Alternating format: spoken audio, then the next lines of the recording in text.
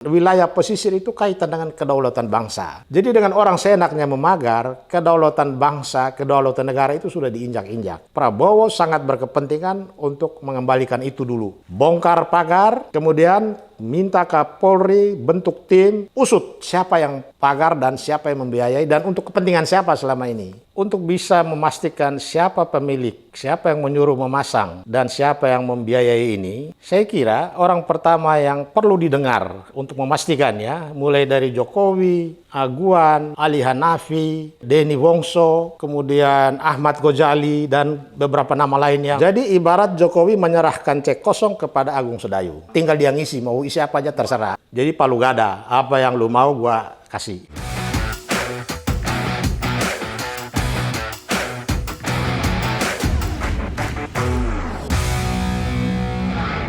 Kembali lagi bersama kami di channel Abraham Samad Speak Up.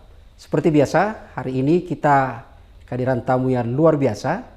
Ini adalah seorang advokat senior dan bahkan pernah menjabat sebagai komisioner Komisi Pemeriksa Negara. Kekayaan Negara. Penyelenggara negara. Jadi KPKPN gitu ya. Ya. Ini produk pertama waktu reformasi. Ya. Jadi netizen kalau ada yang mau bertanya bagaimana cara memeriksa sumber-sumber kekayaan pejabat negara itu, Pak Petrus pengalaman. Ya, meskipun pada saat itu belum ada dan sampai sekarang belum ada ya RUU perampasan aset. Oh, belum ada. Seandainya sudah ada, kira-kira berapa pejabat yang dimiskinkan Pak Petrus tuh?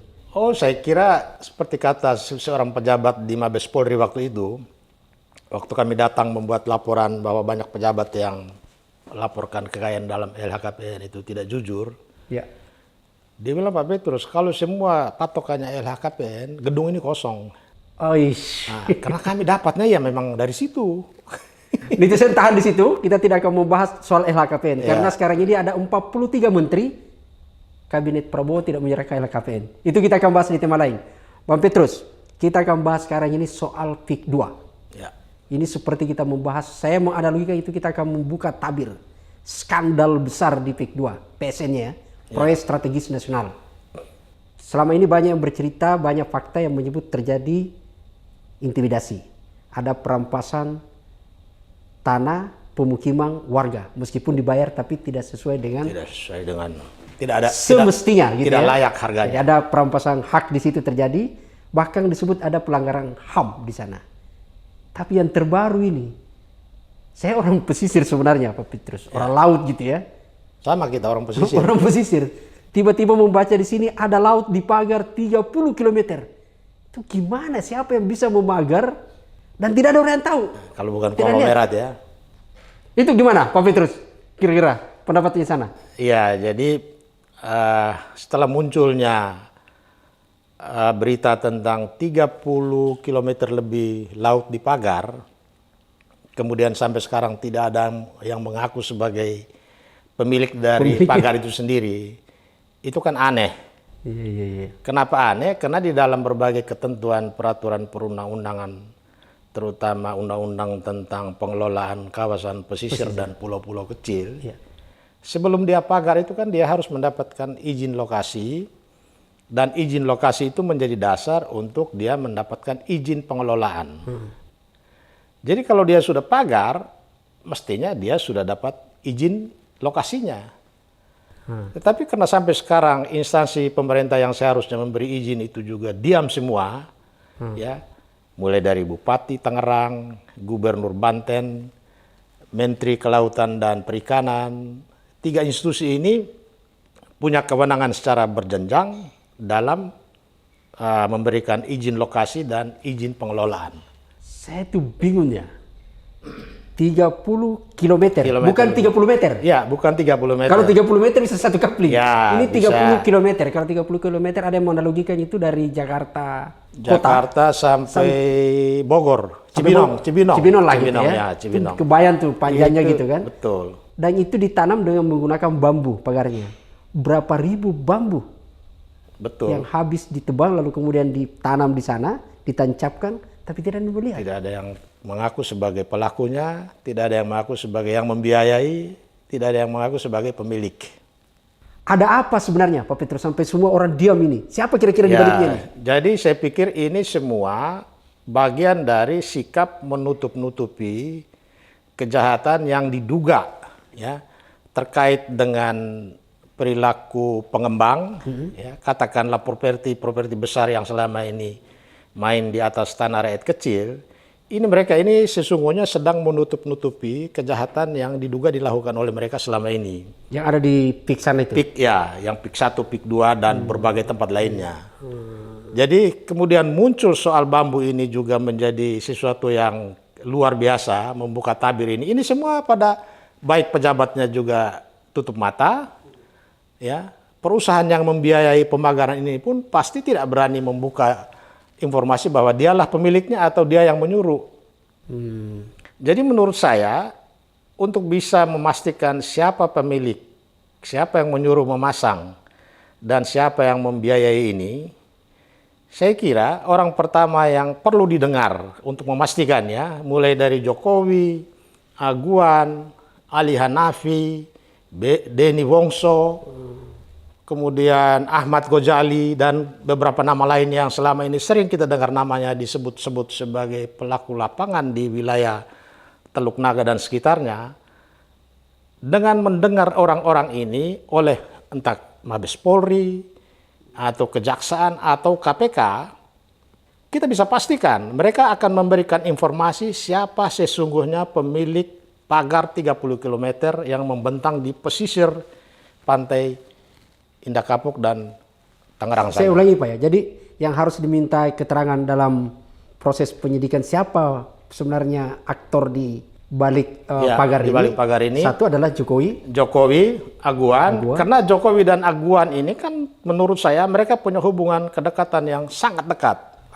Kalau kita baca majalah Tempo, hasil wawancara yang kemarin menjadi heboh, pernyataan Aguan bahwa pembangunan di IKN itu adalah atas perintah Jokowi demi menjaga nama Jokowi, menjaga muka Jokowi, itu pernyataan yang menunjukkan bahwa mereka sangat dekat dan hubungan antara Presiden Jokowi dengan Aguan itu hubungan yang tidak prosedural, hubungan yang tidak profesional.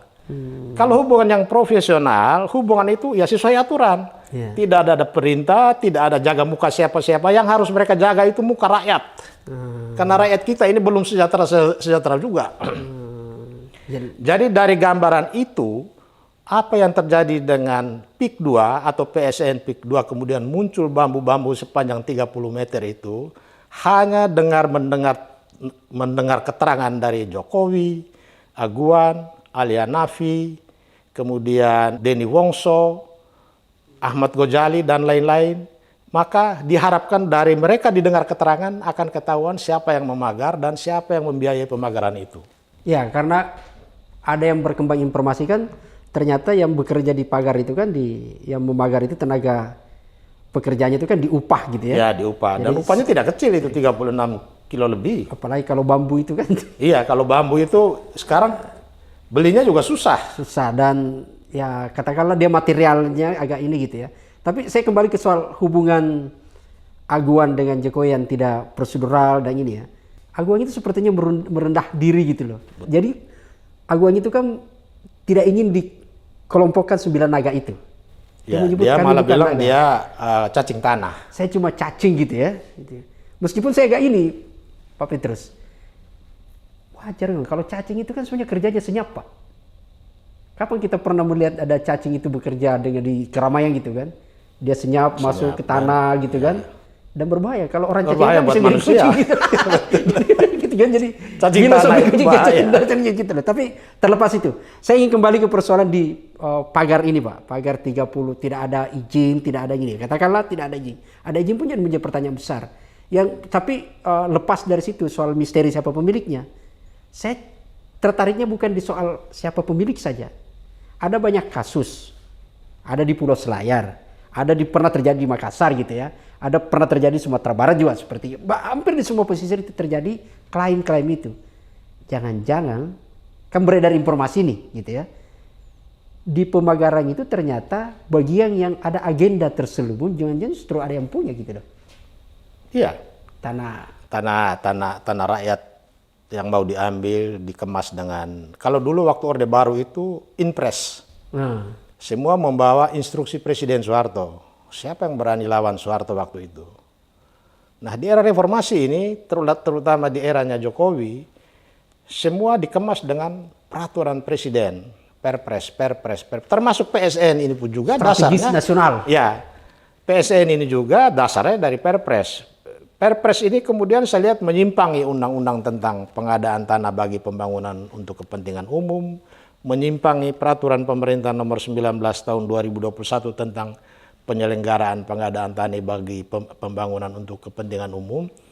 Sehingga kalau kita lihat posisi PSN di PIK 2, ya, masyarakat yang terkait dengan kehidupannya sehari-hari sebagai nelayan, masyarakat yang sehari-hari sebagai petani yang punya sawah di sekitar situ, sampai sekarang tidak ada satu organ pun atas nama pemerintah sebagai panitia pengadaan tanah. Pembebasan. Langkah pertama dia harus ketemu masyarakat, menyampaikan informasi bahwa pemerintah akan membangun ini, membangun itu untuk kepentingan umum, kepentingan masyarakat. Nah, untuk itu semua masyarakat pemilik tanah, apapun status haknya, kemudian masyarakat yang terdampak akibat pembangunan yang nanti dikerjakan, itu harus didata, diberikan sosialisasi tentang pembangunan apa yang mau dilakukan, kemudian ditanyakan apakah masyarakat terima atau tidak. Itu proses awal. Tahap awal yang harus dilakukan. Setelah itu baru tetapkan ini PSN, artinya sudah clear. Ya. Jadi masyarakat pemilik tanah dan masyarakat yang terdampak itu subjek pertama yang harus menjadi perhatian pemerintah. Karena pembangunan apapun namanya, itu harus menghormati hak-hak masyarakat atas tanah. Itu kata undang-undang. Tetapi apa yang terjadi di sejumlah tempat PSN, baik di PIK 2 maupun di Rempang, itu semua mau disimpangi melalui peraturan presiden, yang nantinya masyarakat itu digusur secara sewenang-wenang, lalu hanya diberi uang kerohiman. Hak milik atas tanah tidak dianggap. Itu kita lihat praktek yang di Rempang. Ya. Kalau di PIK 2 PSN sama sekali belum jelas, tidak ada langkah-langkah dari pemerintah terutama menghargai hak masyarakat atas tanah-tanah di PIK 2 itu. Jadi harusnya pemerintah sebelum memberikan PSN buat PIK 2, pemerintah harus tegas dulu mengenai pemilikan tanah untuk masyarakat di sini, ya, di Tangerang, ya, Teluk Naga, Kosambi dan beberapa kecamatan lainnya yang masuk di dalam kawasan itu harus clear dulu hak-hak atas tanahnya. Masyarakat yang terdampak itu pun ada hitungan-hitungannya, di undang-undang itu lengkap. Jadi wajar ya kemudian ada menyebut bahwa di PIK 2 itu kan soal mega skandal gitu ya. Mega skandal ada dan penguasaan lahan, perampasan aset gitu ya. Lalu kemudian tiba-tiba ada pembakaran ini gitu. Betul. Ya. Jadi ibarat Jokowi menyerahkan cek kosong kepada Agung Sedayu. Tinggal dia ngisi, mau isi apa aja terserah. Apa terserah gitu ya. Ya. Apa yang ada di otak Anda apa yang Anda mau. Jadi palu gada, apa yang lu mau gua kasih. Kompensasinya sama Jokowi itu apa? Selain IKN-nya. Ini kan detik-detik terakhir gitu kan, itu masa ya, jabatannya. Untuk memastikan Jokowi dapat kompensasi apa, itu tugas KPK, tugas Bareskrim Mabes Polri, tugas Jaksa Agung. Insting Pak Petrus nih, sebagai orang yang... Dengan membaca wawancara majalah Tempo, insting saya membaca bahwa itu tadi, hubungan antara Jokowi dengan Aguan dan naga-naga yang lain itu diduga kuat beraroma KKN. Terjadi persekongkolan jahat. Betul. Sehingga ya kita lihat di Pulau Rempang terjadi kesewenang-wenangan. Di PIK 2 di depan mata bandara internasional tidak jauh dari ibu kota Jakarta, masyarakat masih diintimidasi. Hak-hak masyarakat sama sekali tidak dihargai. Itu luar biasa. Di Orde Baru saja orang bilang Soeharto kejam. Ada panitia selalu dikedepankan, runding dengan masyarakat. Kalau harga tidak cocok, masyarakat punya uang dititip di pengadilan, masyarakat digusur. Tetapi di PIK 2 sama sekali tidak ada kita dengar bahwa ada sebuah panitia yang dibentuk, masyarakat ditanyain maunya apa, hargamu berapa, ya. Kalau cocok kita bayar, buat pelepasan hak, besok kita bongkar. Ini sama sekali tidak ada. Jadi kesewenang-wenangan. Pak Petrus, saya kembali tadi soal menyebut cek kosong gitu ya. Jadi seolah-olah ada cek kosong, silakan. Jadi Tanda tangan dibuka, dari ya isinya terserah mau isi berapapun. isi berapa? Termasuk ke pagar laut itu? Loh, pagar laut itu wujud dari cek kosong. Oh. Wujud dari cek kosong. Karena pagar ini juga belum lama. Menurut informasi baru dibuat tahun 2024 ini. Setelah keluar kepercayaan soal Ya, bisa juga setelah PSN atau sebelum PSN, tapi dia sudah tahu bahwa dia akan dapat itu. setelah tahu bahwa ini dia sudah Dia sudah coupling itu. coupling gitu ya. Karena kalau kita baca dari berbagai pemberitaan, kesannya itu seperti posisi PSN di PIK 2 itu mau dimanipulasi seolah-olah tanpa batas. Berarti kalau di pagar gitu ya, ada pembagaran berarti di sebelahnya sini itu sudah ada yang coupling, sudah ada yang punya. Iya, kalau kita lihat berita terakhir yang sudah itu kan sudah ada SHM semua. Di laut itu. Iya, sudah ada sertifikat semua. Berarti ada mafia tanah di bawah laut. Ada. Bukan Saya punya pengalaman ya, berapa tahun yang lalu, entah 5 tahun yang lalu, masyarakat di sana kabarin ke saya, Pak Petrus mau nggak ini mau diberi sertifikat ini, tunggu pasang surut kita ukur. Nanti muncul tanah tumbuh. Iya, tanah tumbuh. Jangan-jangan bambunya nanti tumbuh, tanahnya tidak muncul-muncul gitu ya. Bambunya yang tumbuh, tanahnya yang hilang. Ya bambunya tumbuh, tanahnya hilang. Itu kan di situ posisinya. Kalau misalnya berarti kan pagar nih, kalau kita 30, saya membayangkan Pak ya, 30 kilo. 30 lebih lah kilometer gitu ya. Itu pagar. Kalau sini sudah coupling. Berarti kan nanti akan ada reklamasi dong situ. Pagar itu memang arahnya ke sana. Arahnya ke sana reklamasi. Jadi skenario itu dikerja dulu, belakangan dicari regulasinya. Iya. Itulah pengamanannya dari regulasi tadi. Belakangan regulasi nyusul gitu ya. Untuk kemudian ya hampir sama dalam regulasi itu bisa peraturan menteri, peraturan gubernur, peraturan bupati. Yakin enggak pemerintah tidak tahu pada sekarang ini Pak? Sampai kemudian saya lihat yakin. ini kebingungan gitu kan. Ini kan lucu nih. Ada 2 menteri yang saya lihat ini kan seperti kedua-duanya kompak jadi bingung loh. Nusron tuh sama Ahaye itu kan kok kompak itu bingung siapa ini. Dan mereka baru mau investigasi. Apakah aguang atau bingung gitu loh. Jadi dengan disebut ini negara dalam negara, maka buat mereka tidak ada urusan. Tidak ada hukum positif di negara ini yang bisa mengatur mereka. Kan aneh, setelah 30 kilo ini terungkap, Menteri Agraria baru bentuk tim investigasi. Menteri Kelautan dan Perikanan udah mulai lunak. Semula kencang bahwa pagar ini belum ada izin, karena itu disegel.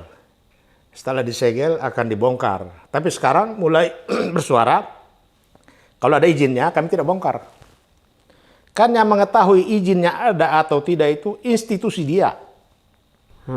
Sebagai Menteri Kelautan yang oleh undang-undang tentang pengelolaan kawasan pesisir dan pulau-pulau kecil, dia punya kewenangan memberikan izin lokasi dan izin pengelolaan, manakala luas wilayah yang dimintakan izin itu meliputi 2 provinsi atau lebih. Ya. Lintas provinsi, itu wewenang menteri. Ya. Tapi kalau lintas kabupaten, maka itu wewenangnya ada di gubernur. Ya. Begitu juga kalau hanya satu lokasi di kabupaten, itu wewenang bupati. Jadi kalau dia bilang, dia cek dulu izinnya, ada atau tidak, dia akan melakukan investigasi. Berarti sampai dengan hari kesekian ini, mereka seolah-olah tidak tahu ini ada atau tidak. Padahal dia sudah segel. Itu dia sudah segel. Penyegelan itu biasanya sudah pasti bahwa izin itu tidak ada. Sehingga saya curiga penyegelan ini hanya untuk meredam amarah masyarakat. Ya. Penyegelan ini untuk meredam amarah masyarakat, mengecoh kita semua, tetapi nanti diam-diam institusi yang berwenang akan memberikan izin lokasi atau izin pengelolaan. Sorry Pak Petrus, ini kan kita sebut tadi membuka tabir ya. Saya tiba-tiba agak serius di soal pagar itu. Saya kita sebut tadi cek kosong gitu ya, ada cek kosong. Lalu kemudian itu mulai dikerja, katakanlah kita abaikan peristiwa sebelumnya. Muncul pagar itu bambu ketika dia masuk status proyek strategis nasional. Ya. Oke, berarti memenuhi satu cek kosong itu ada satu pekerjaan gitu loh. Lalu kemudian kalau dia membuat pagar berarti kan tadi ada disebut sudah ada coupling. Bahkan sudah status disebut-sebut informasi yang berkembang sekarang itu di pesisir itu semua sudah ada sertifikatnya. Milik.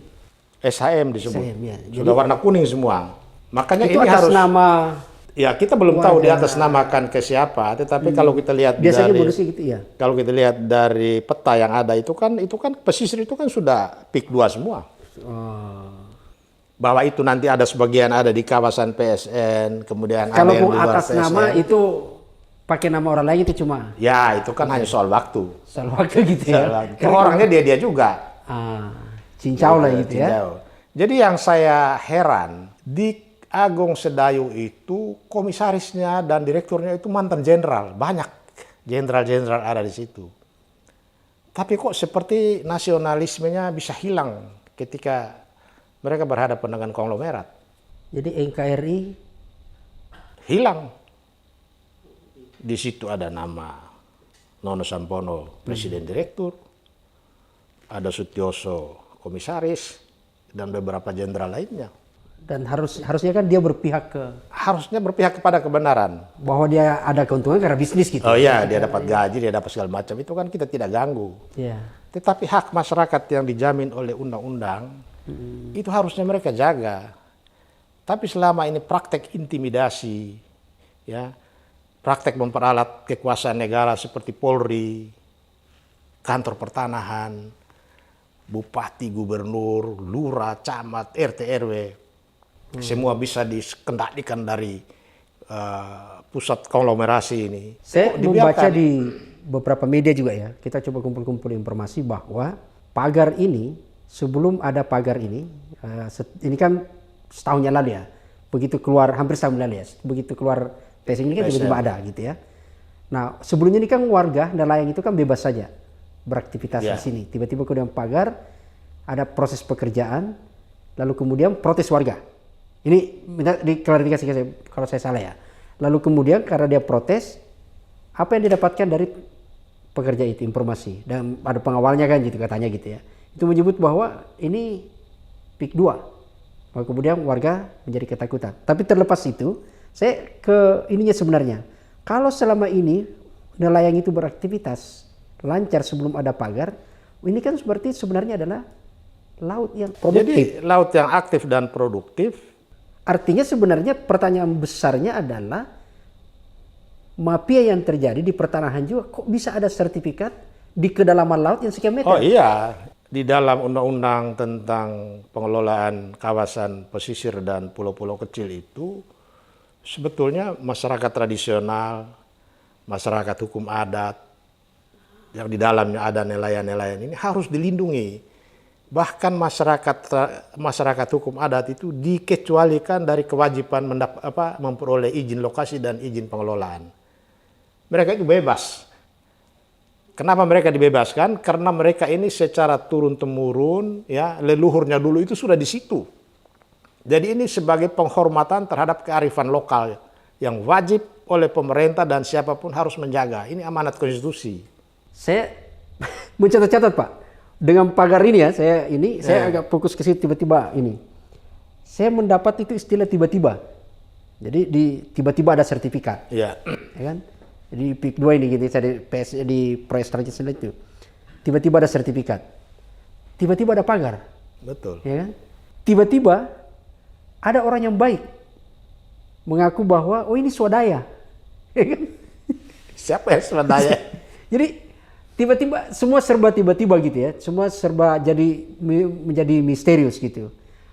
Pertanyaan saya sebenarnya sederhananya adalah di kasus ini Pak Petrus pengalaman di situ, kalau ini semua serba tiba-tiba, ini kan seperti adalah betul-betul mafia yang sudah sistematis. Ya. Semua institusi ini gitu ya. Institusi pejabat-pejabat oknum-oknum pejabat di dalam beberapa institusi negara itu sudah menjadi bagian dari mafia itu.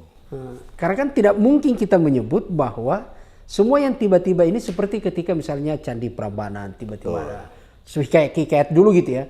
Ini tiba-tiba berikanlah aku waktu 24 jam akan aku bangun pagar 23. Tidak mungkin lah gitu ya. Kita coba ingat ya waktu Pak Mahfud MD Menko Polhukam ya atas perintah Presiden, atas perintah Jokowi untuk membentuk Satgas anti mafia tanah lintas institusi negara.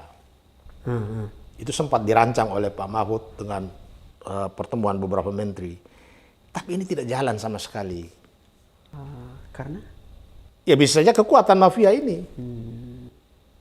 Jadi ini sebetulnya eksekutor yang harus bertanggung jawab itu Presiden Jokowi. Pada saat itu? Pada saat itu. Yang ternyata bersekongkol gitu ya? Ya. Berarti yang kita Karena harap Mahfud sekarang sudah bersemangat, ya sudah expose di media bahwa kita akan satgas lintas institusi anti mafia tanah untuk melindungi masyarakat kecil, tapi hanya wacana, tidak jalan.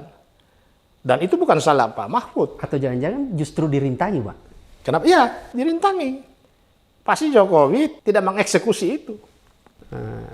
Karena setelah berganti Rejim di Menteri Polhukam, Polhukam, lenyap. terbit proyek strategis nasional malah. Nah, PSN naik. gitu ya. Jangan-jangan gitu lah. Jadi PSN ini juga kehadirannya tidak bisa ujuk-ujuk datang. Karena PSN ini kan melekat di dalam peraturan pemerintah nomor 19 tahun 2021. Di situ mulai muncul nomenklatur proyek strategis nasional.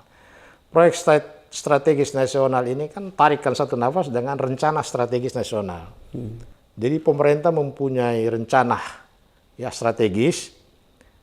Tujuan akhirnya itu untuk mensejahterakan rakyat melalui pembangunan proyek-proyek besar. Dan di dalam peraturan itu sudah dibuat ada mungkin sekitar 30 atau 40 jenis proyek yang bisa masuk dalam proyek strategis nasional tadi. Jadi kalau ujuk-ujuk PIK 2 itu masuk proyek strategis nasional kan aneh. Kalau misalnya Properti Agung Sedayu ingin menjadikan kawasan hutan lindung di situ yang namanya apa? Mangrove.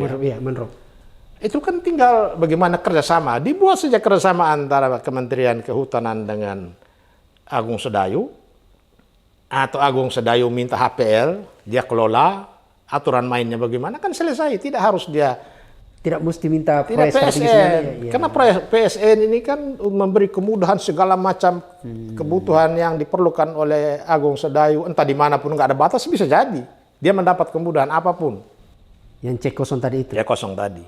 Karena kita nggak tahu ya selama ini hubungan hukum antara pemerintah dengan Agung Sedayu mengenai PSN PIK 2 itu apa?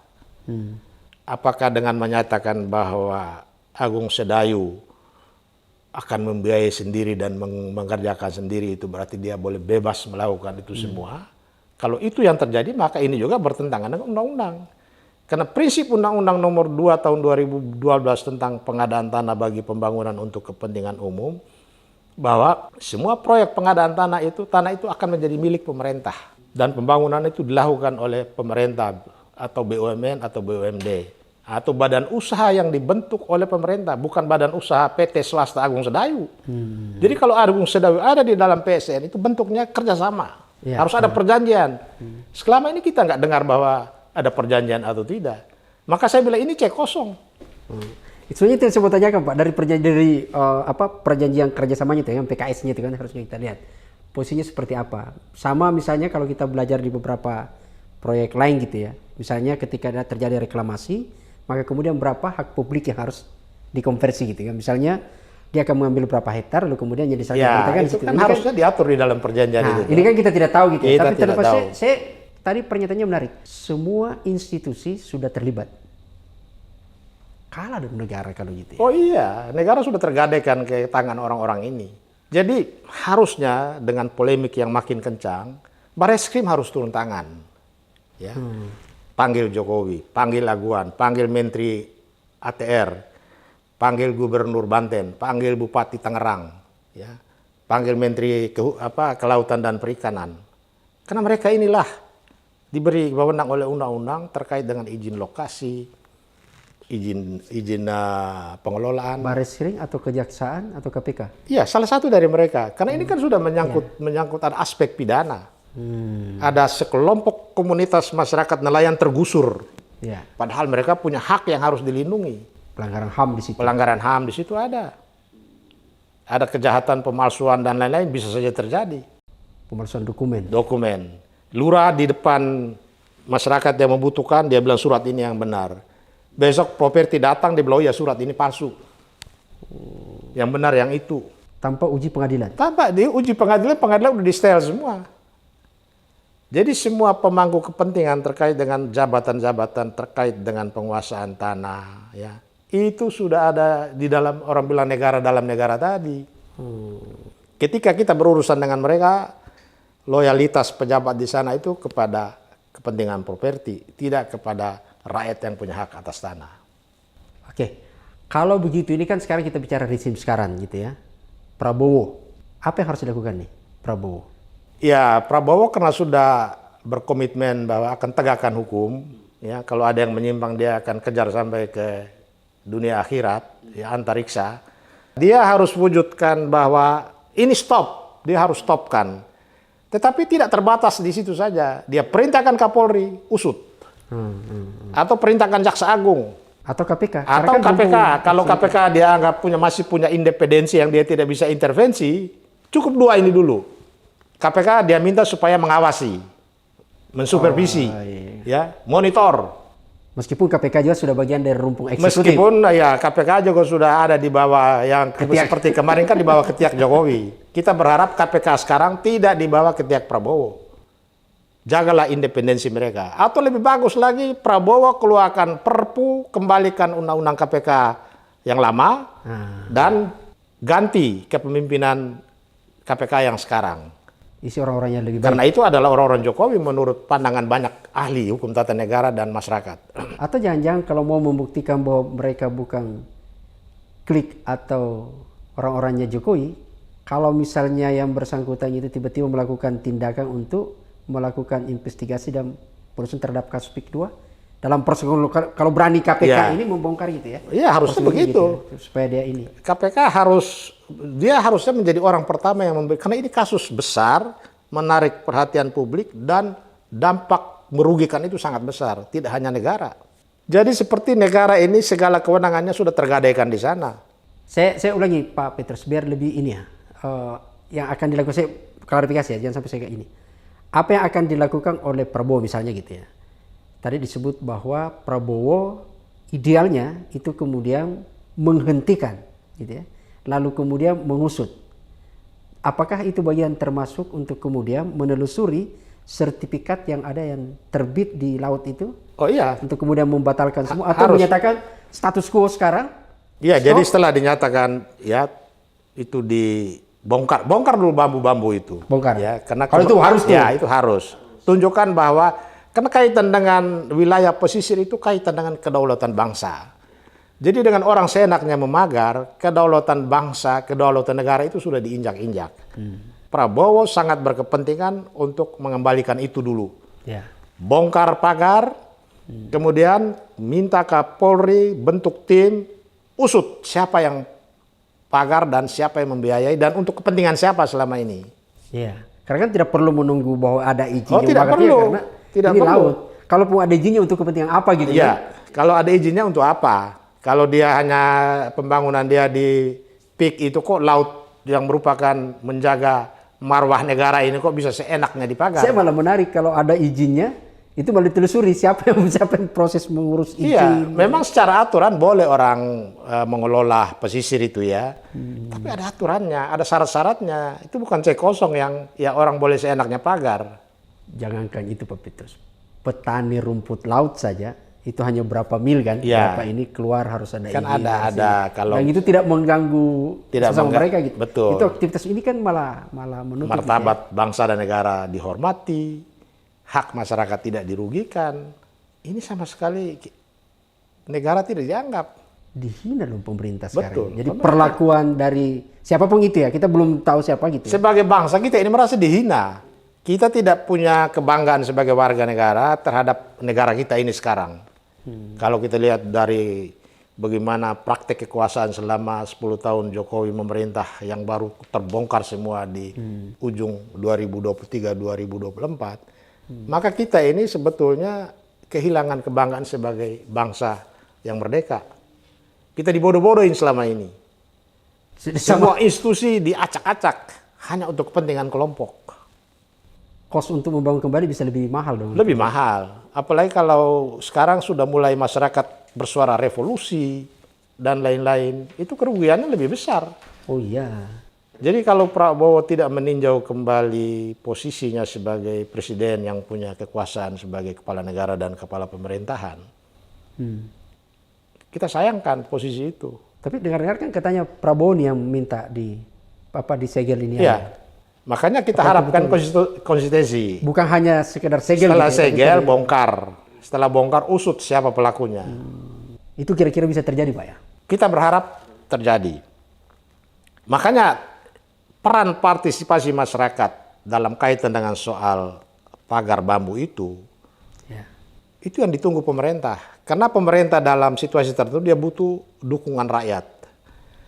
Dia butuh legitimasi dari masyarakat ketika masyarakat memberikan dukungan supaya ini dibongkar.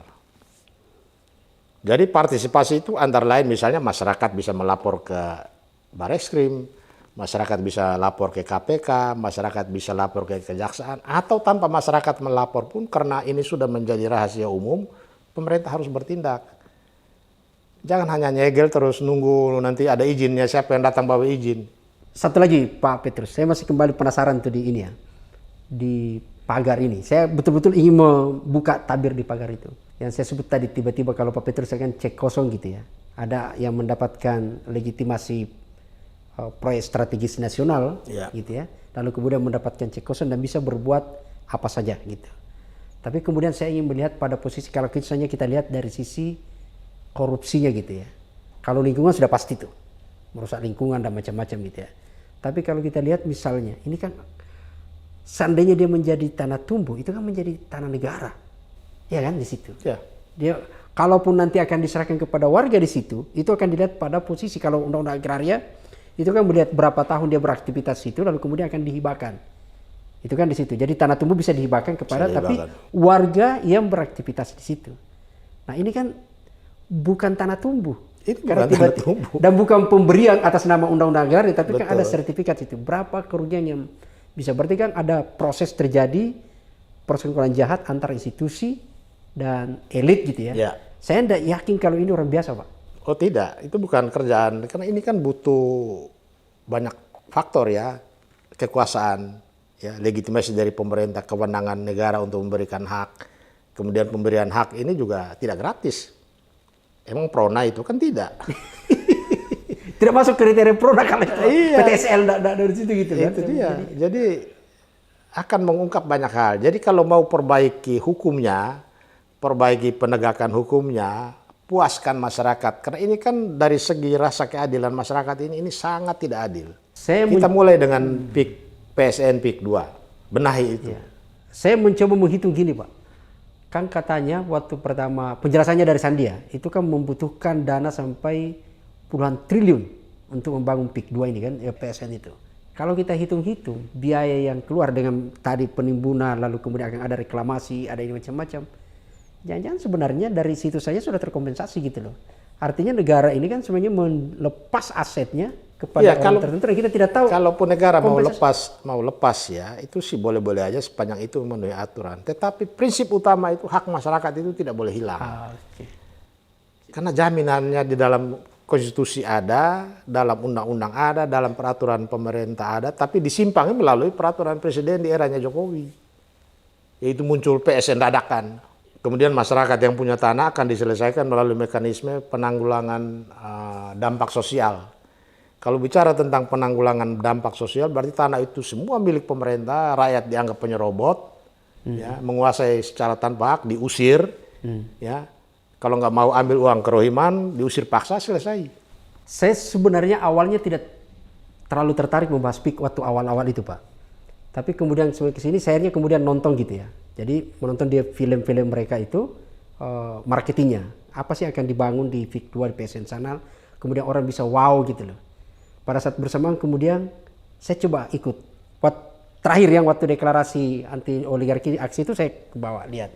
Kalau kita menghitung pada posisi itu kan sebenarnya tujuan dari proyek strategis nasional itu kan sebenarnya percepatan proyek-proyek yang dianggap itu adalah bisa percepatan pertumbuhan ekonomi, kesejahteraan masyarakat dan rakyat. Ya. Makanya sebenarnya kualifikasi PSN itu kan sebenarnya misalnya ada bendungan, jalanan, pendidikan gitu ya.